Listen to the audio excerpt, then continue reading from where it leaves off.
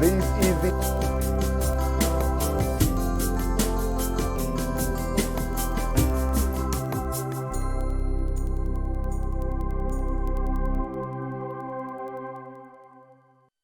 Ninth day, ninth month in the year 2021. Hello there, it's Friday, and we're here to add grace and glamour to your weekend. The way we used to do it every Friday. Are you ready to go with us? We are ready to kick off. I'm Michael North and very ready, armed to the tooth to make it all happen. But it's not going to work if I go it solo. Hence, I've got hello. Hello, Michael. Good morning. Good morning, Margaret. Yeah. How are you doing this morning? I'm fine, thank you. My name is Margaret. Let me just tell the viewers, my name is Margaret, and I like this casual outfit. Yeah, it's a denim and then Friday, and well, for me, not for Michael. Michael is a corporate person, but then it's an amazing time. Today it's Friday, and funny enough, the week just started, and now the week is ended. The month just started, and now we are almost ending the month. I don't know if it's almost ending, but then very soon the month is almost going to end. Did you say ending the month? Yes. What's today's date? Today is actually 10th, actually. So, but then we are almost the 10th day of the month, and before you know 20th, before you know 21st, 30th, and then we wrap up the year.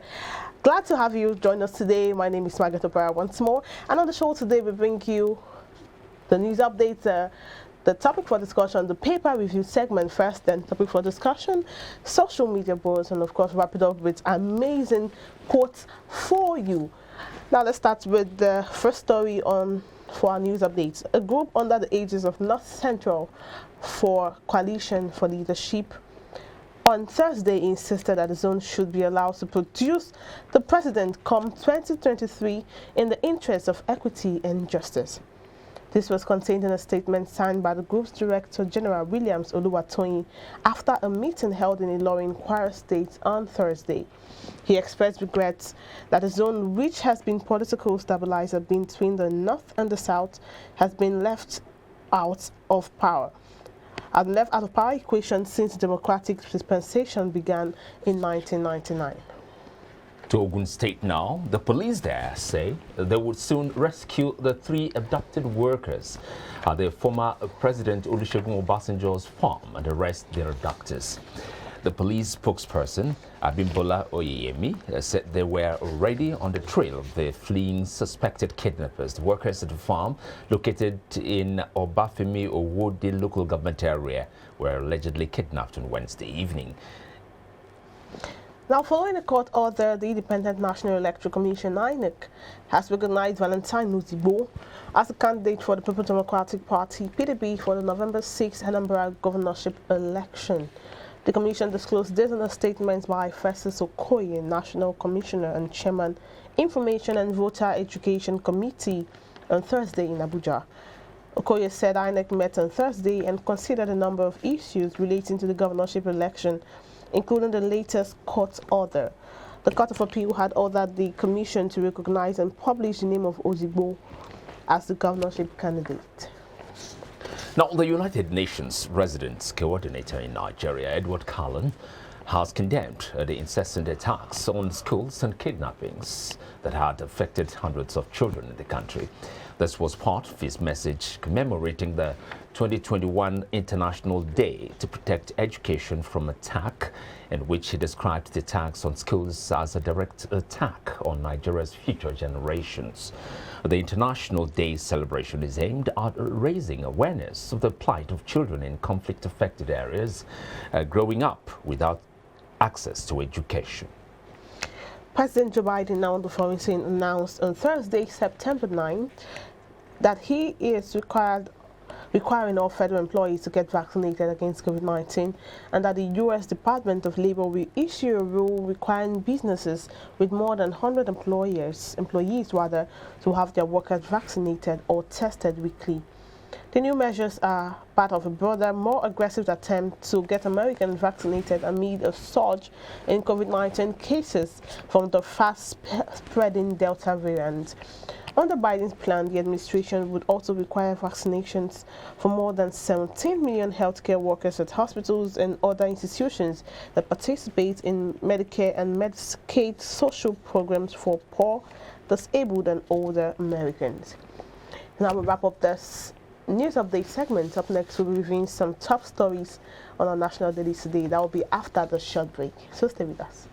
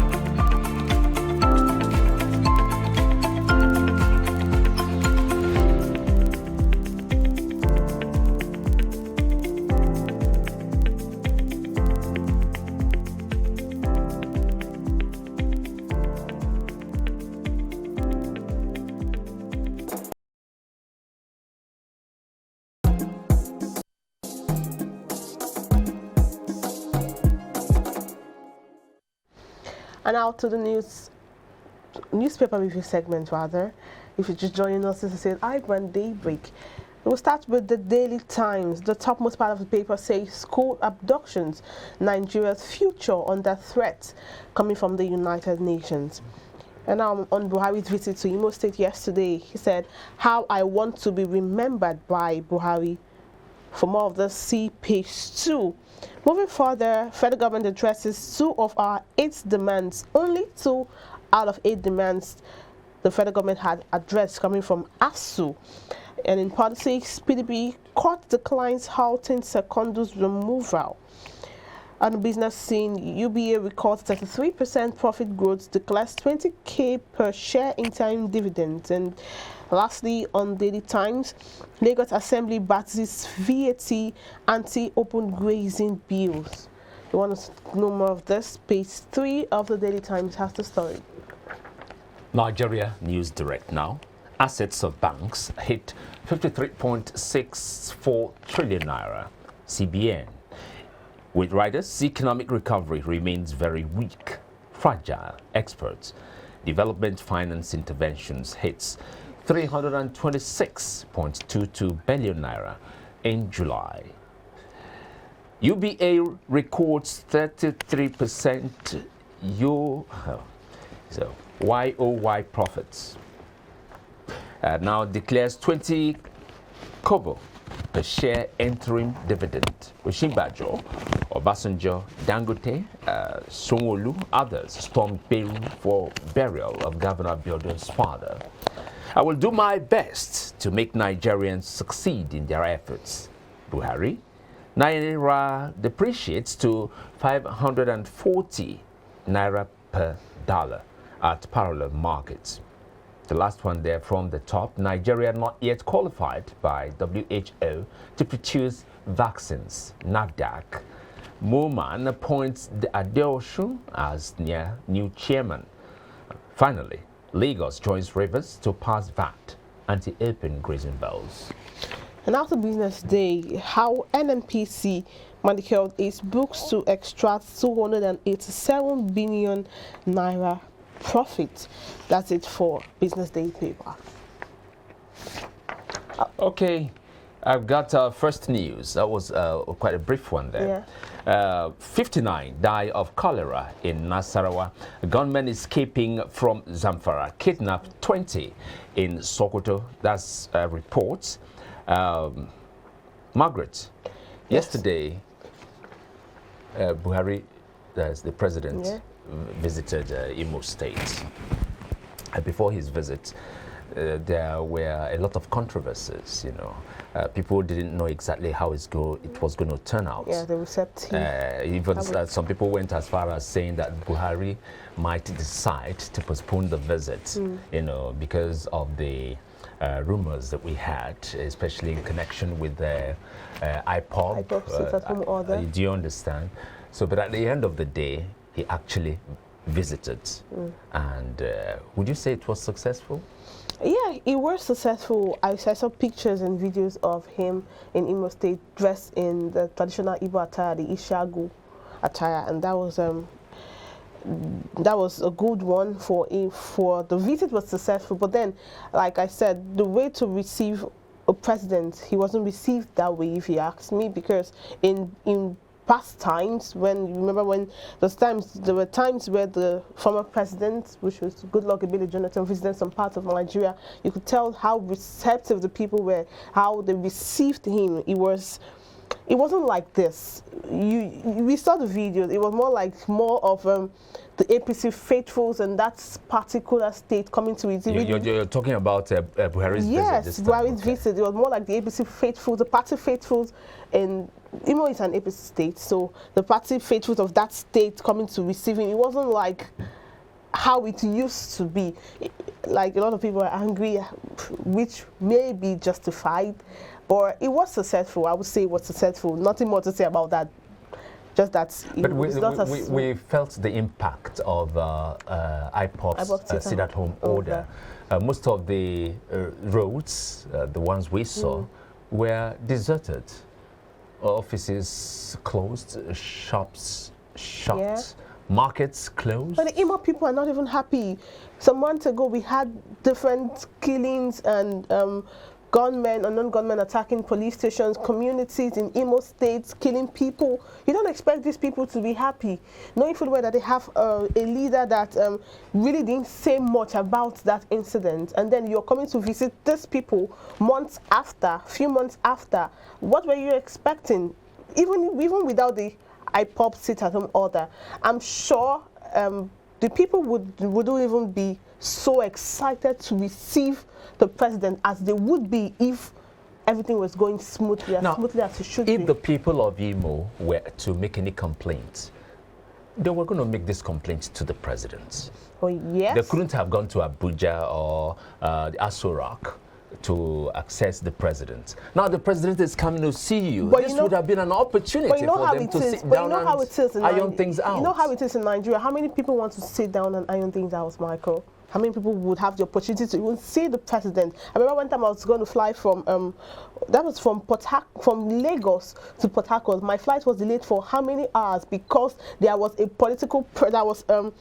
someone in leadership at the airport. After a delayed flight for almost 4 hours, we were finally told to board, and in the aircraft, the flight was delayed for 2 more hours until that jet landed. It landed and had to take off again. There's no flight that could fly or land at that point. So if you are on air, you have to suspend till whatever is happening on ground is resolved, because was it the governor or the president at the point who was in the airport about to fly? So things like that.